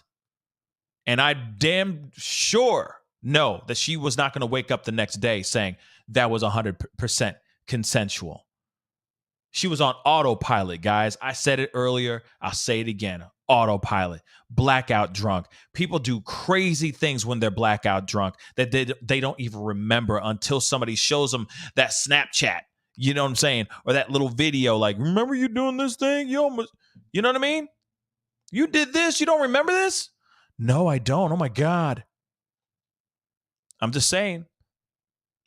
The lines, it's a very thin line. A very, very thin line. Okay. Amanda Johnson, thanks so much for the 5. Agree, Pascal. Disturbing. I think being defense lawyer takes a special person, knowing you could be defending a guilty person. Absolutely. Absolutely. That's kind of like what's going on with Ann Taylor, with Brian Kohberger. She is defending someone that the whole world right now believes is guilty, rightfully so. But of course, in a court of law, innocent till proven guilty, and that is her job. That's the job that she decided to choose. She could have gone on prosecution, and taken out a whole lot of bad guys. But she decided to go on the side of being a public defender. What made her decide to do that? I don't know. But it takes a special person to want to do that kind of stuff on the daily, okay?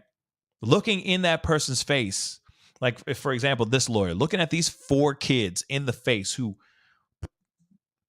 you're sitting there going, nope, I could stand here on even ground, as he said. I could stand here on even ground and say that this was not an R. I don't know. No, I don't know about all that. Okay. But anyway, the phone lines are open. Give me a call. Love to hear your thoughts on all of this. Again, short and sweet, because I'm only going to be opening the phone lines for a very short time. Okay. So this is going to be quick, guys. But I want to hear your thoughts. 314-766-4581. Give me a call. Love to hear your thoughts on this. Let's talk about it. It's time for Speak on It. Hey, Tyler, what's up, man? Hey. I kind of knew I'd be speaking on this, but to be honest, I feel like I'd want more college-age voices in here, or at least, I don't know, if there are other, early 20s, late teens voices in here. I mean, you know me. Right. I mean, I've called it like 1,000 times. Yeah. But I guess what I'll say is that, I don't know, I'm just flabbergasted at the lack of humanity that is being shown, and just the utter disregard for life. I mean, I'm not that shocked, unfortunately, but I'm also still shocked. Does that make sense? No. It does make sense. It absolutely makes sense. I think when it comes to this, though, yeah, I mean, it's. I understand that there's a lot of gray. Okay, there could be a lot of gray, and that's what sucks with this. I can actually see where a lawyer can find some gray in this situation. What is consent? What is 110% Right. consent, especially if somebody's inebriated, so on and so forth. I could see where somebody who can play with that to the umpth degree. And that's what's so frustrating when it comes to situations like date R and other, not just straight violent acts of SA, where it's just like someone pulled over on the side of the road and then just taken fully advantage of against their will. It's the ones where there is consent being made, or consent believed to have been made, but it's right? And clearly there being wasn't lost. Yeah, but it's being lost within the alcohol. It's getting lost in the sauce, and that's, I think, what's so frustrating about this. And that's the thing. I'll be 21 in like late April. I have no need to really get turned up or really drink heavily. My parents are not heavy drinkers either. But I don't know. Like, speaking as someone the age of these kids, I mean, they're not kids, but to you and I assume everyone else in this room, they are kids. Right. But just I feel like like the whole thing of college kids being rowdy and all that. I mean, I don't know. I guess I buck that trend. I'm not that kind of person. But if God forbid I ever get in the situation, but if I did, I would just call somebody immediately to help, like get her to where she needed to be instead of just leave her. And I think that's where it not only just the act, right? Not only just the act of it, right? Of of this crime, but it was like adding more fuel to the fire, given the fact that she was just dumped on the side of the road, basically. And that's really, really sad. Yeah. But Tyler, thank you so much for calling in, my brother. Okay. I'll be talking to you soon. Sounds good. All right. Love you. Love you too, man. Peace. Oh, I just lost that phone call. But you guys can call back in if you'd like. I missed that call, but I got a super chat. Amanda, thank you so much for the 5. Flip side, prosecutor could put innocent people in jail. That's true too. Being a lawyer is hard, but we need a justice system for all of us. Absolutely. Hey, you're on the mic with the Pascal Show. What's your name? Where are you calling from?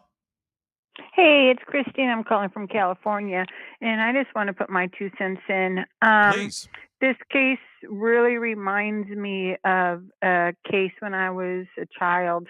It was back in 1989, and it was this young gal. She was 22 years old. She was leaving, I think, like a diner type like Denny's, and she was wearing a short skirt and a short top and didn't have underwear on, and she was kidnapped by knife point by this guy and viciously raped, and he was acquitted because she wasn't wearing underwear. Because they basically try to use the she was asking for it type of approach? Exactly. Oh my and God. Also, this reminds me of what really for me as a young woman, sorry, I don't want to get emotional, but was like a game changer when that movie Accused with Jamie Foster came out. Mm-hmm. And if you remember that movie, excuse me, if you remember that movie, she was at a bar and she was dancing erotically sexy. I don't even think it was erotic, really, to tell you the truth. It was dirty dancing. And then she was raped on the now I know this is a movie, but that actually happens. And if you look at this case, this is what happened, and they were trying to say they didn't rape her. She gave consent, but she didn't give consent. Yeah. And she was at a bar. She was asking for it, and that movie, for a young woman, me, opened my eyes to a lot of things. And I think it actually opened the eyes to a lot of people about rape and about date rape and how easy it is for not only women but also men to get raped. How easy it is, and how you could put yourself in a situation not meaning to, and how it happens, and then how you don't, how it's going to turn around on you. Like they're already turning it around on her. Like she wanted it. She was asking for it. How can someone that drunk want anything? And the autopsy report already says that it didn't look consensual. I mean, consensual sex is normally not aggressive, Right. where you have, internal bleeding. Okay. Especially for women, Right. not to be graphic, I'm sorry. You're good. But, so it's like people need to look out for each other. And you say this all the time, Pascal. Yeah. We need to be good to each other. We need to look out for each other. And it's just like this young gal shouldn't have been left alone. She shouldn't have been. And that's the question I still have, still remaining, that I have yet to see so far, is where were her friends? What happened? Why was she here? I understand it's a bar that she works at, and she probably knows the employees and the bartenders and all that stuff. But still, the burning question is, why was she there by herself? And then, or why was she left behind? If she was there with people too, you know what I mean? Go ahead. And like your previous caller, the humanity. We need to look out for each other. We can't leave each other alone. And thank you very much for covering this story. And I'll let the next caller come in. No thank problem. you. Take care. I appreciate you calling in. All right. Stay blessed. Take care. All right. Hey, you're on the mic with the Pascal Show. What's your name and where you calling from? Hello? Hello? Yes. Hey, you're on the mic with the Pascal Show. What's your name and where you calling from? Oh, this is Ken, and I live in New Orleans. Oh, Ken from New Orleans. Thank you so much for calling in. So what's on your mind, man? Speak on it. Yes. I just wanted to call and just talk in real quick and bring something up from a different perspective that hasn't been mentioned on the show. Okay, shoot. And I don't condone what happened, because it's been in our news today as well. Right. But a lot of people don't remember or think that it's currently Mardi Gras at the moment, and Mardi Gras is currently going on. Oh, yeah. Wait. A lot of people think that Mardi Gras is just one day on Fat Tuesday. Right. But technically, Mardi Gras has already started, and so it started now. So we got the next 3 weeks or Mardi Gras down here in New Orleans and Baton Rouge, Mobile, the southern area. So a lot of people don't think or don't realize in other parts of the country what's going on right now down here in Baton Rouge and Louisiana and New Orleans, because it's Mardi Gras. I see. That's a good point. I didn't realize that. I didn't know that Mardi Gras was like that long of a. I thought it was like for like a week of hell for all you. No. Technically, Carnival and Mardi Gras starts on January 6th. Oh, wow. So we're already in party mode. Oh, wow. Okay. That would make sense. And why the debauchery. Correct. And our first big parade is this weekend in New Orleans. So the parades are actually starting this weekend. So we got 3 weeks of nonstop parades. Gotcha. That makes sense. And so I just wanted to. Oh, go ahead. No, I said that just makes sense. Now that makes sense. Right, because just a lot of people think, like I said, that Mardi Gras is just one day on Fat Tuesday, but technically it's 3-4 weeks. And so we've been in Mardi Gras mode, and that's just something that the other news and outlets haven't brought up in their news stories. That's interesting. I appreciate you letting me know about that. I just I didn't realize that part. And so are the streets really that are the streets like really full and crazy right now, or is it just like people just going to their regular bars and they're just kind of drinking more? No, right now it's just more the locals doing their Mardi Gras thing. But starting this weekend is the first parade. But then in like a week and a half is when like the other parades start. So it's going to be like 2 weeks of like nonstop. I see. Huh. That's interesting, man. That is very, very interesting. Well, shoot. I mean, and that's good. That's good to know. And yeah, Nicole just said this. That New Orleans is known for pushing the alcohol culture. Um, uh, and and that's true. I mean, it's just debauchery right now, pretty much every day down here, down there. It's on the verge. Yes. Okay. Well, that makes sense. I appreciate you calling in, my brother. Thank you so much for that info. Oh, okay. Have a good night. Thank you too. Bye-bye. Hey, I lost him. I lost the call. But call in if you can. All right. I'm going to take like one or two more calls and then I'm going to wrap her up. Okay. So don't forget to hit that like button down below. Okay. Hit that like button down below. Hit that subscribe button. Don't forget to do that. All right. That'd be greatly appreciated. Anyway. Hey, y'all on the mic with the Pascal Show. What's your name? Where are you calling from? Hey, Pascal. It's Carrie for All Things Pink. Hey, All Things Pink. How you doing? What is on your mind? Good. What's on your mind? Speak on it. Pascal, I want to know how this defense attorney would feel if it's one of his loved ones that was in this situation. That's exactly what I was thinking. If this was his own kid, would he sit here and go, oh, yeah, it's not a crime? Nah, it's not a crime. Exactly. Like, this has been bothering me all day. I've been thinking about this. It's like just heartbreaking. And how can this guy stand up there and say, like, oh, no, this isn't a crime. It's fine. Right. What if it was his child, his niece, his cousin, his friend? How would he feel? All those questions I'd love to know. I feel like he would say the same thing I said earlier. Like, put me in a room with these four dudes with cement walls, no windows, soundproof. Just give me 3 minutes. Just give me 3 minutes. Exactly. Yeah. Yeah. No, man, I love your show. Like, I look forward to it. Anytime I see a notification from you, I'm like, I'm going to watch this. I can't wait to watch it. And you I said it earlier, you really do cover everything with such grace and concern and love. And you're my favorite. Oh, thank you so much. I appreciate that. Seriously. But I say this all the time, without you and everybody else, calling in and even watching the shows and all that, I'd just be talking to a wall. So, I appreciate the encouragement. We feel the love from you. We feel the love. Thank you. I appreciate that. Yeah. Thank you.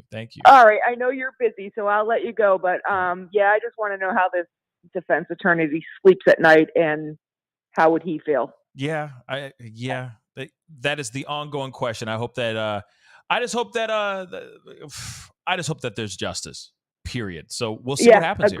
Agreed. This poor girl, poor baby girl. Like, seriously. It's very, very sad. Ugh. All right. But thank you so much for calling. You have a great night. Thank you too. Thank you. All right. Bye. Bye. And I think that's where I'm going to end the phone calls. No more phone calls from now on. But I do appreciate the love, seriously, and I appreciate the phone calls because this is not a huge topic. This isn't Brian Koberger. This isn't the Idaho 4. You know what I mean? And I get that. But at the same time, nonetheless, we need to talk about have other conversations on this show. We need to talk about other things that are going on in the world. And I'm going to try to start slowly, gradually putting those pieces into the show, topics and stuff like that into the show, because we need to talk about these other things, baby. You know what I mean? And, a story like this, I'm hoping that this opens up your eyes to your kids. Some of you guys have kids that are about to start college soon or that are in college right now. I'm not saying be that nagging, overbearing parent, but, strike up those conversations with your kids so that they understand things more, it's especially the fellas. Like, fellas, we need to have more conversations with our boys, Okay. We need to have those real conversations with our boys. Okay.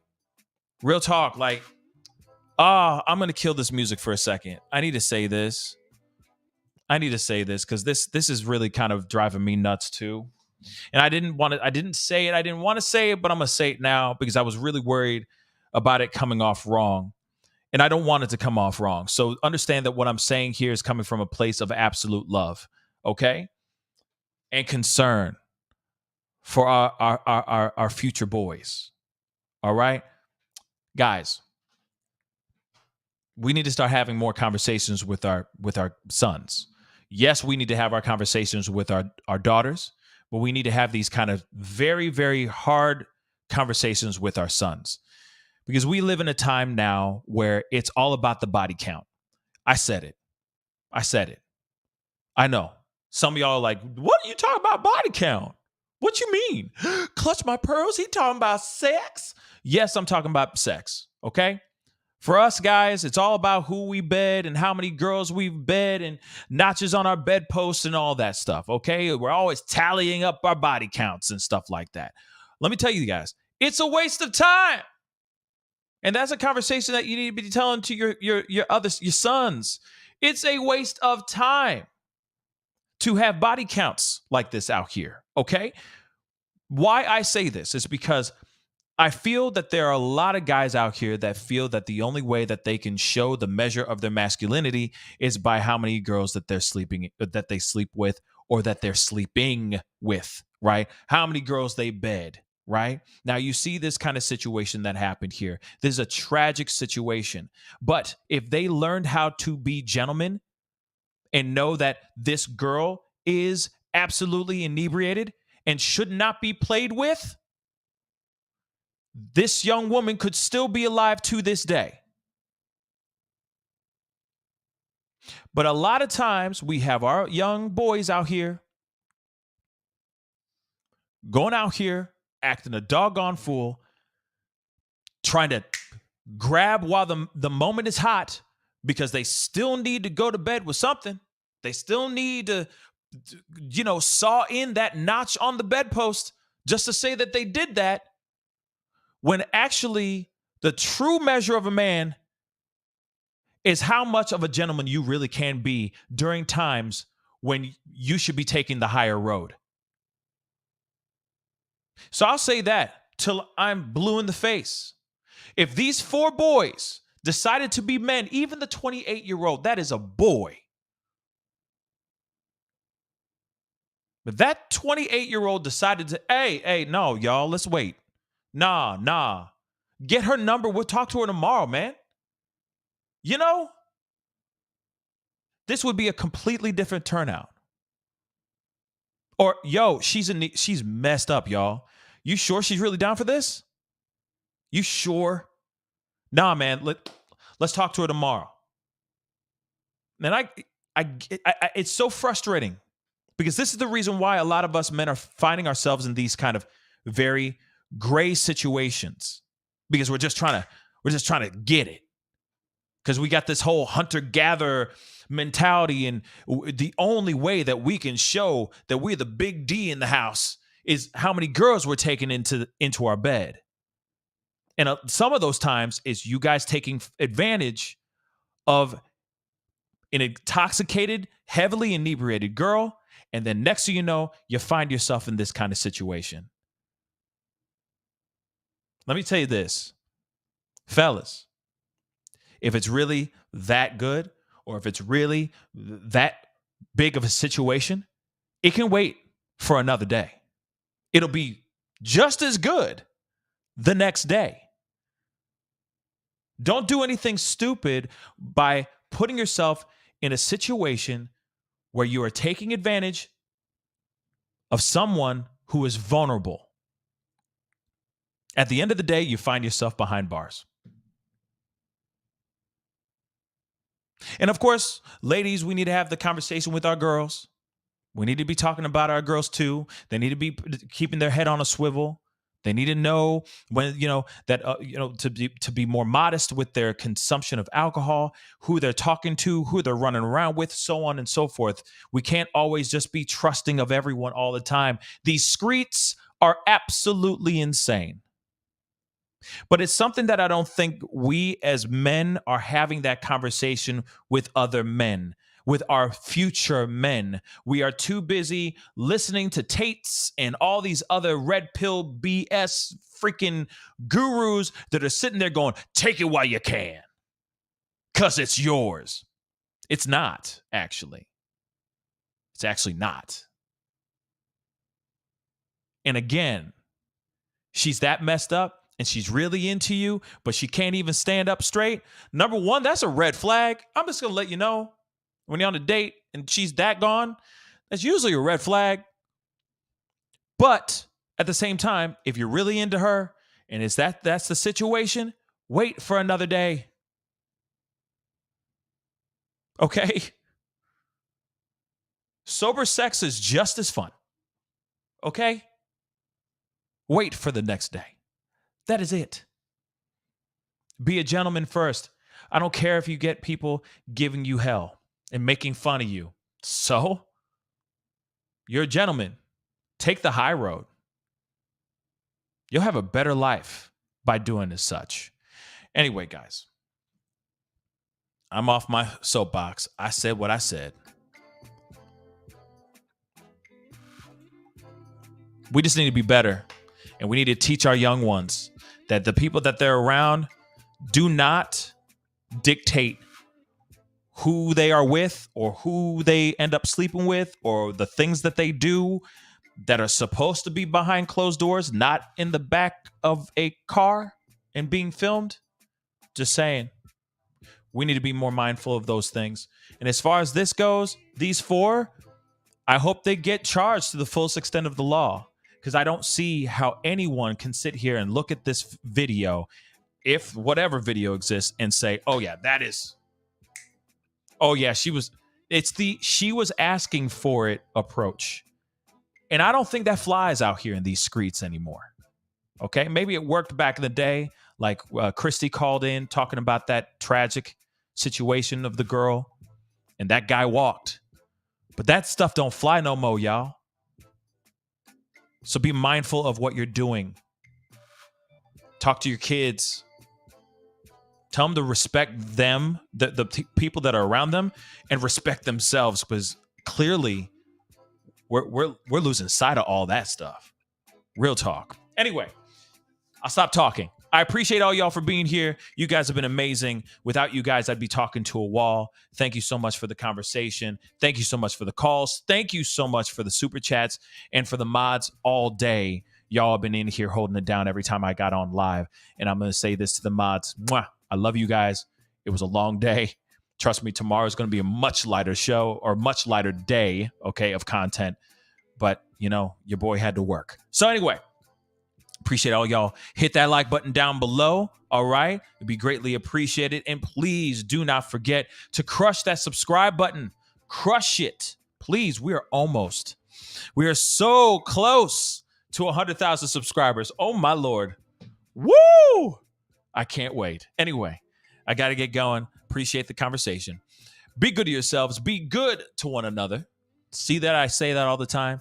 Be good to yourselves. Be good to one another, because you can't be good to one another if you're not good to yourself. Remember that. And I'll see you guys in the next show. This is the Pascal Show. Bye.